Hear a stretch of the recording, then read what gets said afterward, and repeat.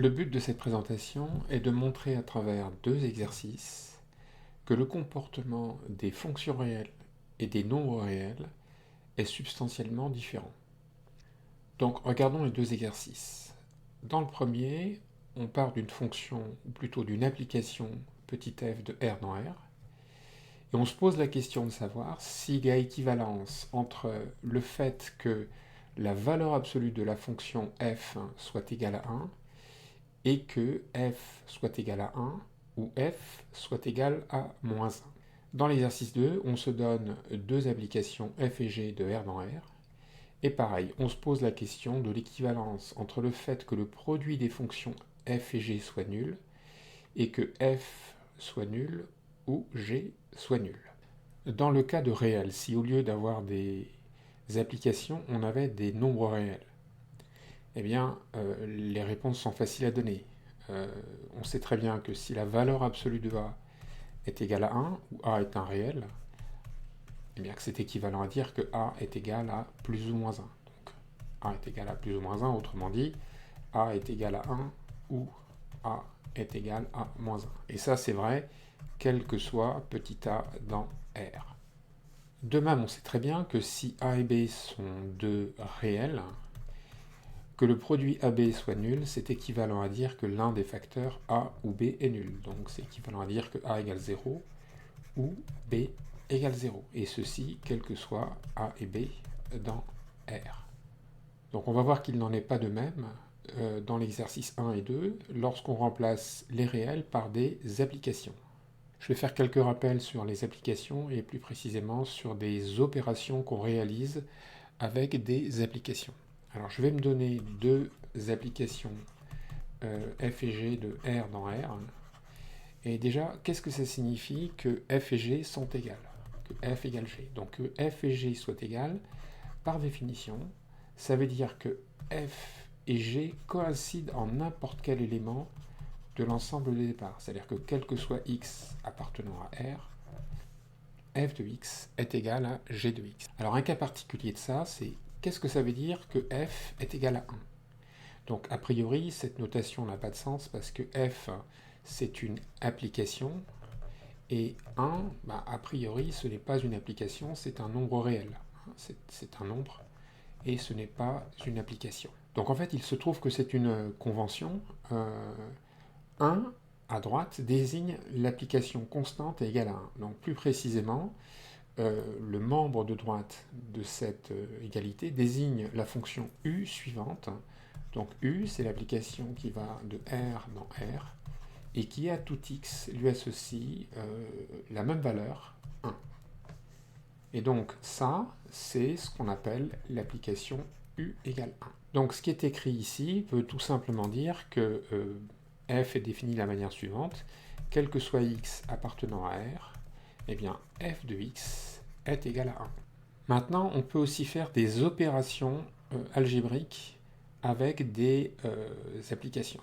Donc, je continue avec mes deux applications f et g de R dans R. Qu'est-ce qu'on appelle fg? Alors, fg, c'est l'application produit. Donc, c'est une application qui a même ensemble de départ que f et g et qui atterrit donc dans R. Il faut que je définisse donc comment je détermine l'image d'un réel x par fg. Donc ça va être donc fg de x que je dois définir maintenant. Alors comment ça se définit? De la manière suivante, et de façon très simple et logique, c'est le produit de f de x et de g de x. Donc ça a bien un sens, ça c'est un réel, ça c'est un réel.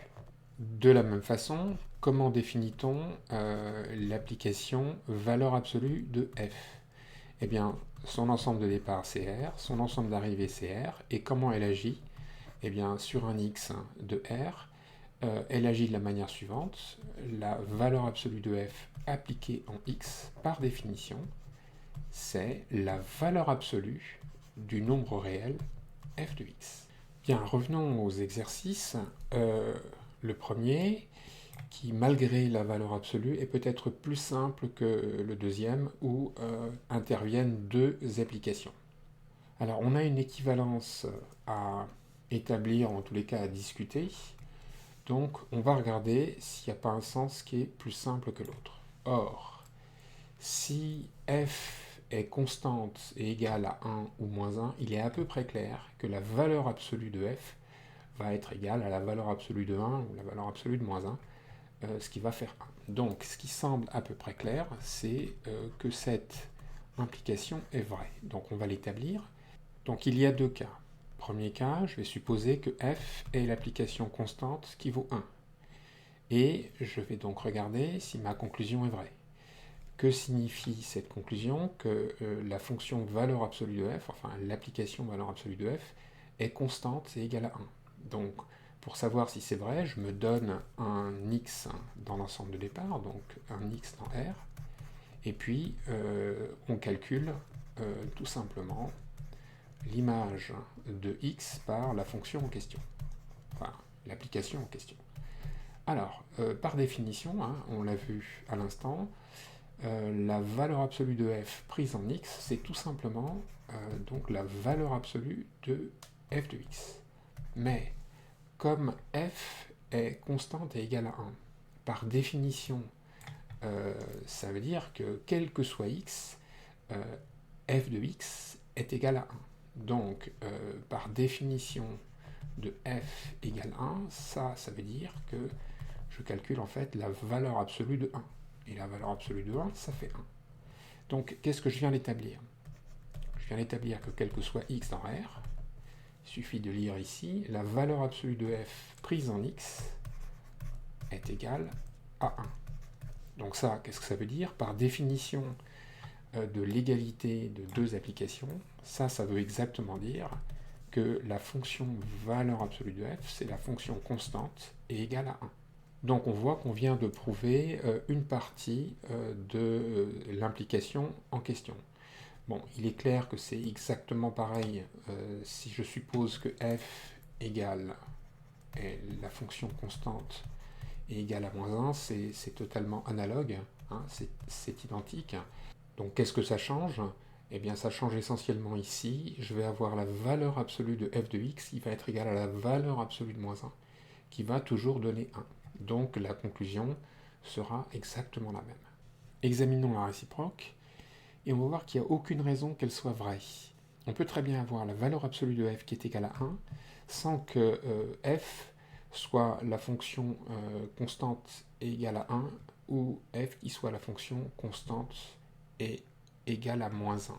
Donc tout simplement, on va construire un contre-exemple, soit petit f, l'application de R dans R, définie de la manière suivante. Au réel x, je vais lui associer, alors ça va être une fonction par morceau, si x est supérieur ou égal à 0, alors de toute façon, si je cherche un contre-exemple, il va bien falloir que f de x soit égal à plus ou moins 1. Hein. Si la valeur absolue de f est égale à 1, qu'est-ce que ça veut dire? Ça veut dire que quel que soit x dans R, par définition de la fonction valeur absolue de f et de l'égalité de deux fonctions, ça veut dire que la valeur absolue de f de x va être égale à 1.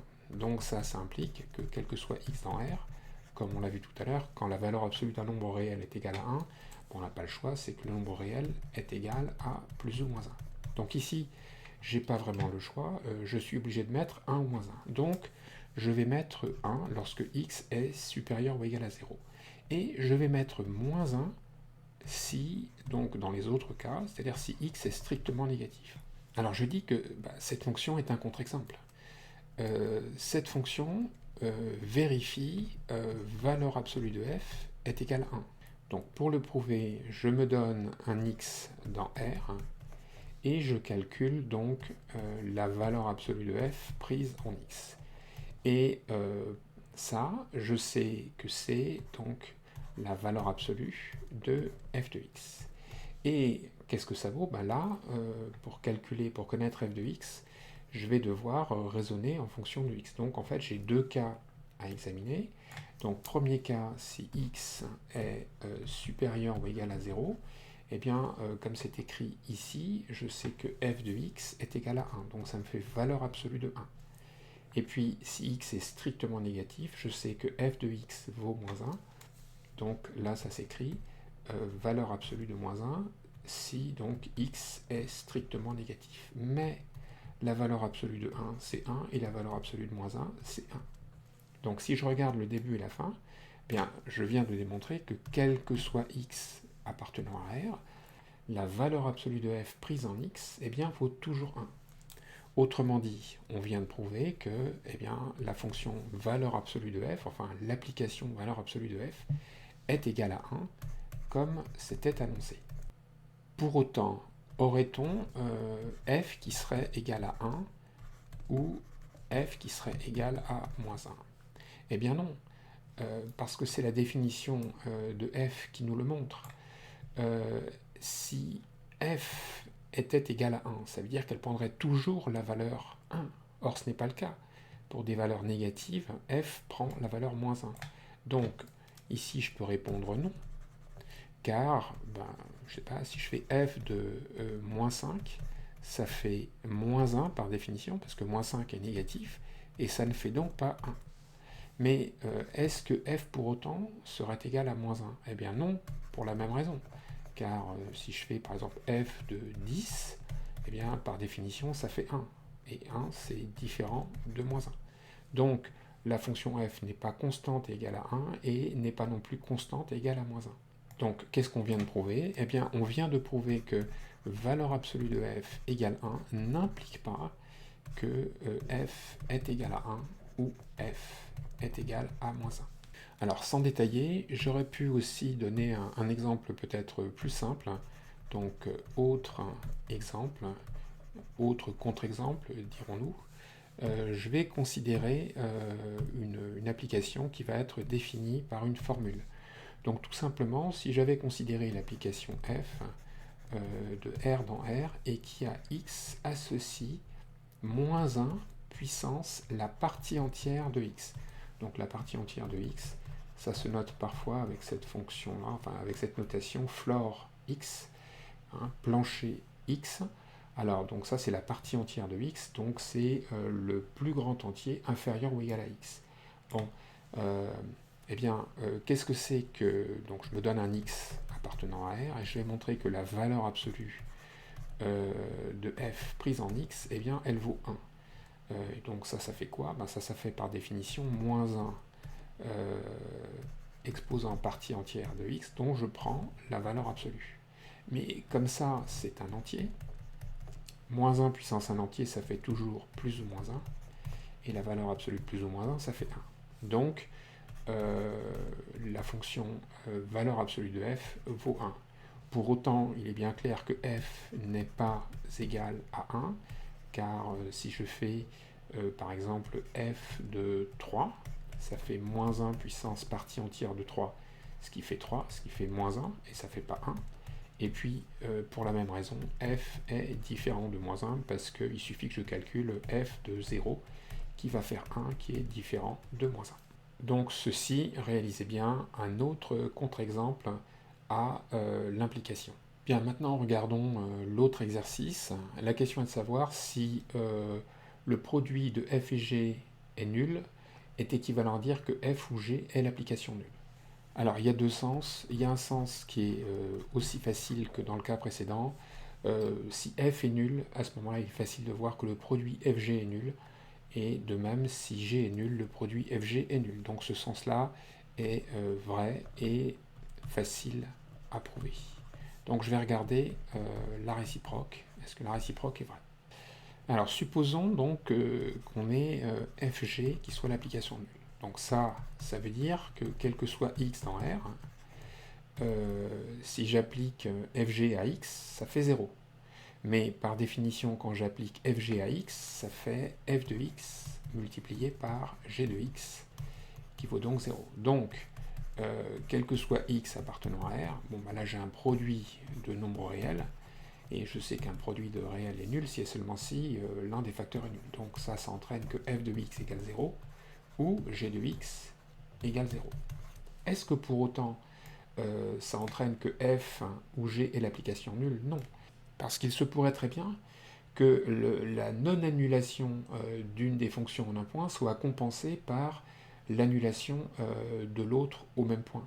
Donc on va construire un contre-exemple très simple. Donc je vais définir les applications par leur graphe. On va définir l'application f.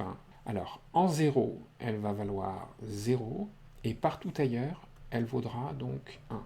Donc son allure est à peu près comme ceci.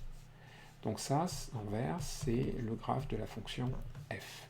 Donc comment est définie f? Elle est définie de la manière suivante. Donc f est une application de R dans R. Et à x, je lui associe donc 1 si x est différent de 0 et 0 si x égale 0.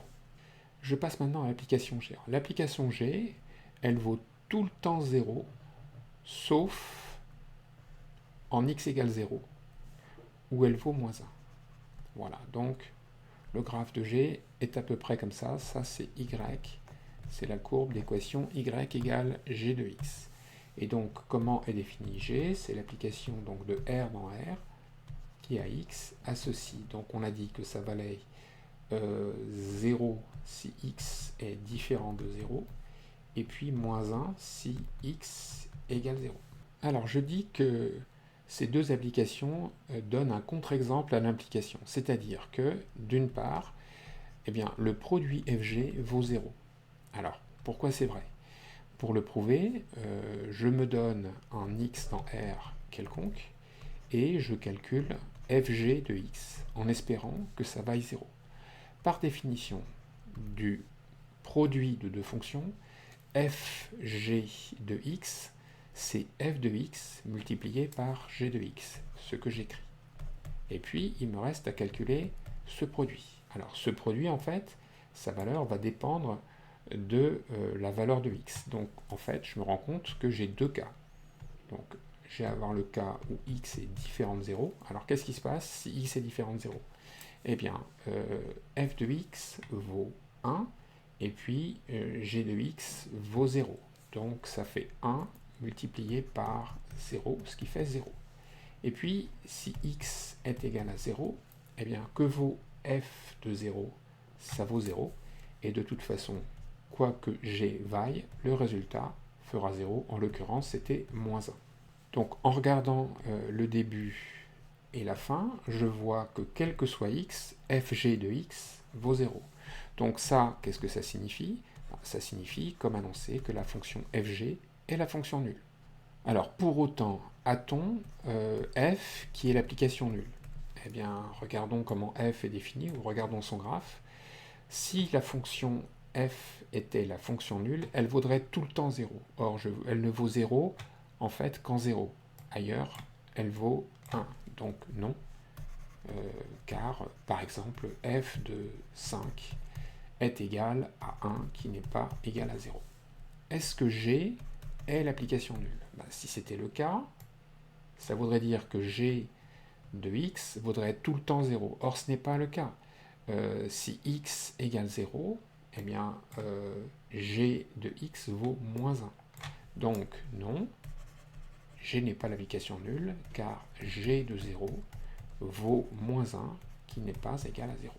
Donc, finalement, nos deux applications f et g constituent bien un contre-exemple de l'implication. On a donc montré que si le produit fg est égal à 0, ça n'entraîne pas que f soit l'application nulle ou que g soit l'application nulle. Alors, comme dans l'exercice précédent, on pouvait donner un autre contre-exemple qui n'était pas bâti en considérant différents cas. Alors, voilà ce qu'on pourrait proposer. Donc, je vais définir deux fonctions f et g de R dans R de la manière suivante. Donc, quel que soit x, je vais définir f de x comme étant valeur absolue de x plus x, et g de x étant valeur absolue de x moins x. Alors, il est clair que f n'est pas l'application nulle, parce que si je fais par exemple f de 2, eh bien, ça me fait valeur absolue de 2 plus 2, ça fait 4, et ça ne fait donc pas 0. De même, g n'est pas l'application nulle, car si je calcule g par exemple de moins 3, eh bien ça fait valeur absolue de moins 3 moins 3, ce qui nous fait donc 3 et 3, ça fait 6, et ça ne fait pas 0. Pourtant, qu'est-ce que je peux dire de fg de x? Donc je me donne un x quelconque dans R et je calcule fg de x. Alors, par définition de la fonction produit, c'est f de x multiplié par g de x. Mais qu'est-ce que c'est que f de x? C'est la valeur absolue de x plus x. Qu'est-ce que c'est que g de x? C'est la valeur absolue de x moins x. Et qu'est-ce que j'observe? J'observe que j'ai une entité remarquable. J'ai a plus b, facteur de a moins b. Donc, je peux développer en valeur absolue de x au carré moins x au carré. Mais ça, c'est facile de voir que ça vaut 0. Pourquoi? La valeur absolue d'un produit, c'est le produit des valeurs absolues. Donc, la valeur absolue de x2, c'est pareil que la valeur absolue de x2. Donc, je peux réécrire l'égalité de cette façon-ci. Et cette fois, x2 étant positif, puisque x est un réel, la valeur absolue de x2, c'est x2. Donc ça fait x2 moins x2, ce qui fait 0. Donc, comme ici x est arbitraire dans R, on vient de prouver donc que l'application fg est nulle. Et on avait auparavant prouvé que ni f ni g n'étaient l'application nulle. Donc en conclusion de tout cela, il faut bien faire la différence entre les applications à valeur réelle et les nombres réels.